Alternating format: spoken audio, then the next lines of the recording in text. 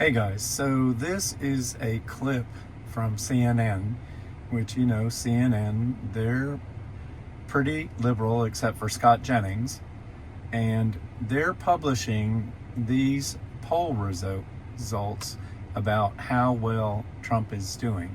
And I got this from The Benny Show, so you can go check that out. It's one of his most recent videos, and here goes. I think sometimes it's important to do a little bit of reality check and take a little different spin at the numbers. I'm going to do that right here because all we talk about is how unpopular Donald Trump is. But in reality, he's basically more popular than he was at any point in term number one, and more popular than he was when he won election back in November of 2024. What are we talking about? His net favorable rating right now comes in at -4 points.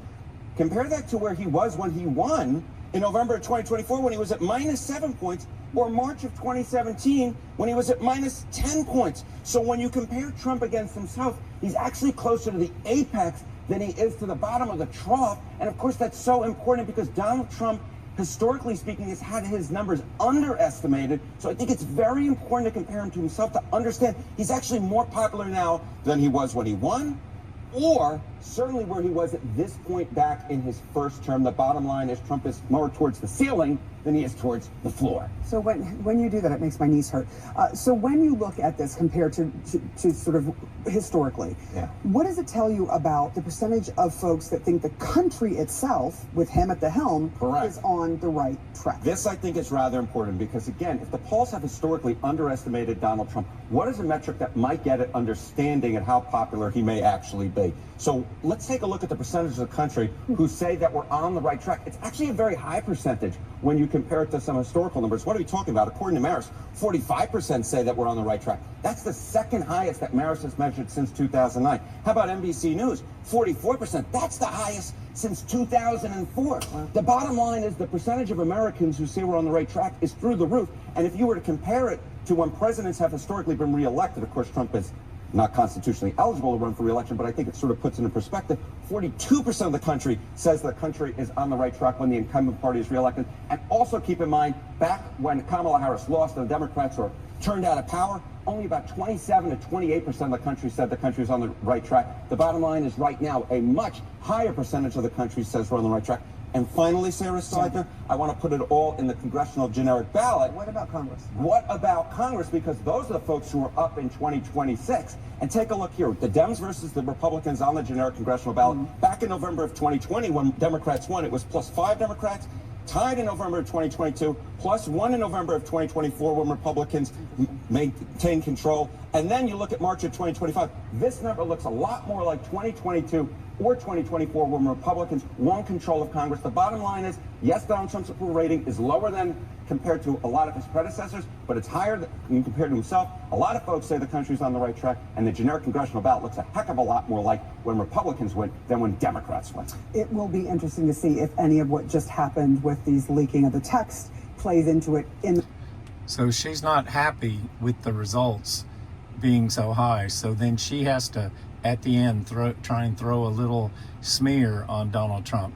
And I don't know if you've watched the end of this Benny Show clip, but at the end of the Benny Show, we know that there was somehow a breach into the signal system, and perhaps the signal system was created by the deep state so that they could catch our people doing things. In a later poll, but this is very telling. This is very telling. At least at this point, Republicans are still in the catbird seat. We had to play the whole thing. You had to play the whole thing. You have to play the full 2 minutes. Now, it's amazing to me because I have several friends and family members that hate Trump. They cannot think anything. They get emotionally irrational when you talk about Trump doing anything good. And that is because they watch MSNBC, CBS, NBC, ABC, PBS, or CNN in times past. And they have been fed the BS Kool-Aid about Donald Trump for years. And all they can do, they've actually affected their psyche. So I was talking to a guy last night about about Trump, and he had to bang his head on a picnic table. He hates Trump so much. Why? Somebody who was shot because he wants to see America return to the people, because he knows that our freedom is being stolen by the communists, by the Marxists, not just our nation. It's a global epidemic from the World Health Organization, from the World Economic Forum. I heard that Australia has 15 million illegal immigrants, that England has more Pakistani soldiers in their country than they have British soldiers. So it's a global takedown, not just through bringing these violent criminals who can overthrow a country in, but also pushing out the woke agenda, pushing out DEI, doing election fraud. So I thank you, Donald Trump, for what you have done.